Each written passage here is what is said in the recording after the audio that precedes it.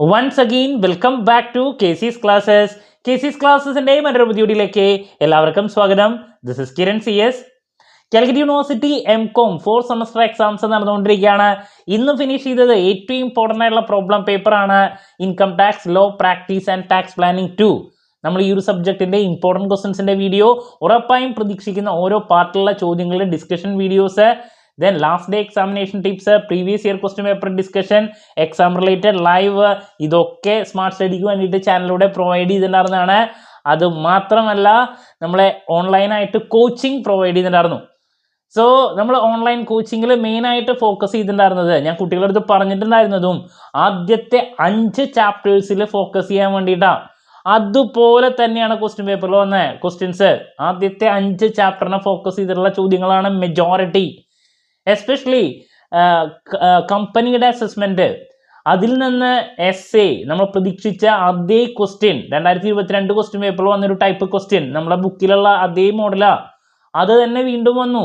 ടോണൈ ടാക്സേഷൻ്റെ അതേപോലത്തെ same question. അപ്പോൾ നമ്മൾ പറഞ്ഞ അതേ പാറ്റേൺ, ദെൻ ഫേമിനെ റിലേറ്റ് ചെയ്തിട്ടുള്ള ഒരുപാട് ചോദ്യങ്ങൾ. അപ്പോൾ ഫസ്റ്റ് 5 ചാപ്റ്റേഴ്സിനെ ഫോക്കസ് ചെയ്തിട്ടാണ് നമ്മൾ ക്ലാസ് പ്രൊവൈഡ് ചെയ്തിട്ടുണ്ടായിരുന്നത്. അതുപോലെ തന്നെ വന്നിട്ടുണ്ട്. അതുകൊണ്ട് തന്നെ നമ്മുടെ കോച്ചിങ്ങിലുള്ള കുട്ടികൾ കുറച്ചും കൂടി ഹാപ്പിയാണ്. സോ നമുക്ക് എന്തെങ്കിലും ആ ക്വസ്റ്റ്യൻ പേപ്പറിൻ്റെ ഡീറ്റെയിൽസിലോട്ട് പോകാം.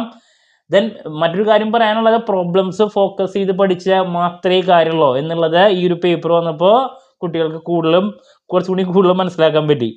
അപ്പോൾ ആദ്യത്തെ പാർട്ടിൽ പറയാനുള്ളത്, നമുക്ക് തേർഡ് സെമസ്റ്ററിലെ പഠിക്കാനുള്ള ബേസിക് ചോദ്യങ്ങൾ വീണ്ടും ഇവരെല്ലാ പേപ്പറിലും അങ്ങനെ ഇടുന്നുണ്ട്.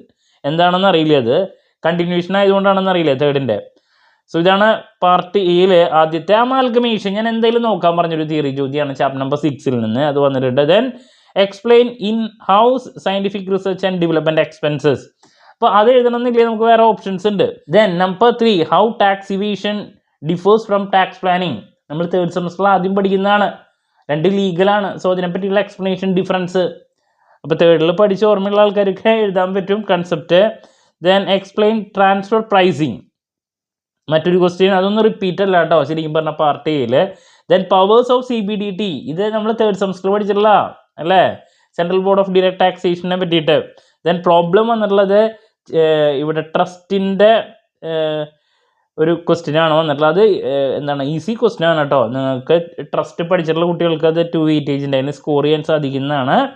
എന്താണ്, ഈസി പ്രോബ്ലം ആണത്. Then when a company set to be resident, അതും ഈസിയാണ്. എന്ന് വെച്ചിട്ടുണ്ടെങ്കിൽ 4 കിട്ടാൻ പാടൊന്നുമില്ല. ഇപ്പോൾ അമാൽഗമേഷൻ ഒരെണ്ണം എഴുതാം, ടാക്സ് ഇവേഷൻ ടാക്സ് പ്ലാനിങ്ങിൻ്റെ ഓർമ്മയുള്ള ആൾക്ക് അത് എഴുതാം, CBDT എഴുതാം, പിന്നെ റെസിഡൻറ്റ് കമ്പനി എപ്പോഴാണ് നമ്മൾ റെസിഡൻറ്റ് എന്ന് പറയാം. ഈ 4 തിയറി എഴുതാം, അല്ലെങ്കിൽ ഒരെണ്ണം പ്രോബ്ലം ചെയ്യാം. വലിയ കുഴപ്പമില്ല പാർട്ട് എ. ബട്ട് തേർഡ് സെമസ്റ്ററിൽ പഠിച്ചിട്ടുള്ള ആ ബേസിക് ക്വസ്റ്റ്യൻസ് ആണ് 1-2 ചോദിച്ചിട്ടുള്ളത്. That's about part A. Part ബിയിലോട്ട് പോകുമ്പോഴാണ് നമ്മൾ പറഞ്ഞ പ്രോബ്ലംസും ദെൻ നമ്മൾ എക്സ്പെക്ട് ചെയ്ത രീതിയിലുള്ള ചോദ്യങ്ങളൊക്കെ വന്നിട്ടുണ്ട്. ദെൻ അതിലാദ്യം question number 8, Nithya then Raji and Mahima പാർട്ട്ണർഷിപ്പാണ്. അതിൽ നമുക്ക് ടോട്ടൽ ഇൻകം ഓഫ് ഫേമിൻ്റെ ടോട്ടൽ ഇൻകം കാണാൻ വേണ്ടിയിട്ട് വളരെ ഈസി ആയിട്ടുള്ളൊരു ക്വസ്റ്റ്യൻ ആണ് അത്. ഫേമിൻ്റെ ഈസി ആയിട്ട് നമുക്ക് കാൽക്കുലേറ്റ് ചെയ്യാൻ പറ്റുന്നൊരു ക്വസ്റ്റ്യൻ, അതൊരെണ്ണം. ദെൻ പിന്നെ ടോണൈ ടാക്സേഷനിൽ ഞാൻ പറഞ്ഞ അതേ ടൈപ്പ് ക്വസ്റ്റ്യൻ ആണ് വന്നിട്ടുള്ളത്. ഞാൻ പ്രതീക്ഷിച്ചിട്ടുണ്ടായിരുന്നു ടോണൈ ടാക്സേഷൻ, അതിൽ നിന്നൊരു പ്രോബ്ലം ഈസി 3 വെയിറ്റേജ് മുഴുവൻ സ്കോർ ചെയ്യാം. ദെൻ പിന്നെ question number 10, discuss implication of foreign collaboration agreement. Repeat അല്ല, അതിന് ഈ 2 പ്രോബ്ലം എടുക്കാം. പിന്നെ നമുക്ക് അപ്പുറത്ത് വേറെ നല്ല ക്വസ്റ്റ്യൻസ് ഉണ്ട്. Then question number 11, compute taxable income of ഫേമിൽ നിന്ന് ഒരുപാട് ചോദ്യങ്ങൾ വന്നിട്ടുണ്ട് ഇപ്രാവശ്യം.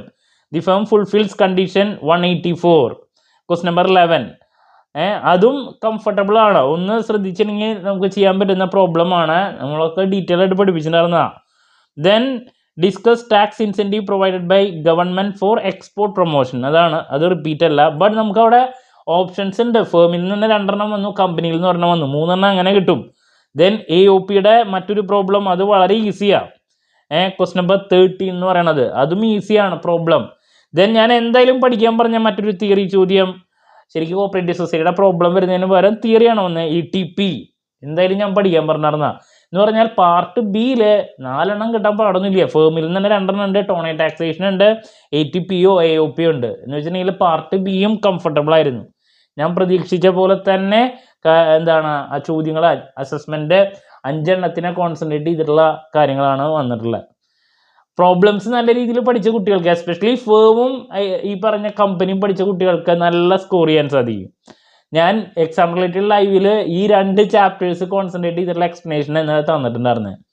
ദെൻ നെക്സ്റ്റ് പാർട്ട് ബിയിലോട്ട് പോകുന്ന സമയത്ത് നമ്മുടെ ആദ്യത്തെ എസ് എന്ന് പറയുന്നത് ഫേമാണോ വന്നിട്ടുള്ള from the professionals account partnership firm തന്നെയാണ് ആദ്യത്തെ എസ് വന്നിട്ടുള്ളത്. അഡ്ജസ്റ്റ്മെന്റ്സും കാര്യങ്ങളൊക്കെ പറഞ്ഞിട്ടുണ്ട് എസ്. ബട്ട് അതിനേക്കാൾ ഉപരി നമുക്ക് ഡിറക്റ്റ് ചോദ്യം ഞാൻ കമ്പനിയിൽ നിന്ന് പ്രതീക്ഷിച്ചത് വന്നിട്ടുണ്ട്. അതുകൊണ്ട് കമ്പനിയാണ് ശരിക്കും പറഞ്ഞാൽ എനിക്ക് ഇവിടെ കൂടുതൽ നിങ്ങളുടെ അടുത്ത് റെക്കമെൻഡ് ചെയ്യാനുള്ളത്, കമ്പനി. ലാസ്റ്റ് ക്വസ്റ്റ്യൻ, അപ്പോൾ ഒരു ക്വസ്റ്റ്യൻ ആദ്യത്തെ ഫേം വന്നിട്ടുണ്ട്.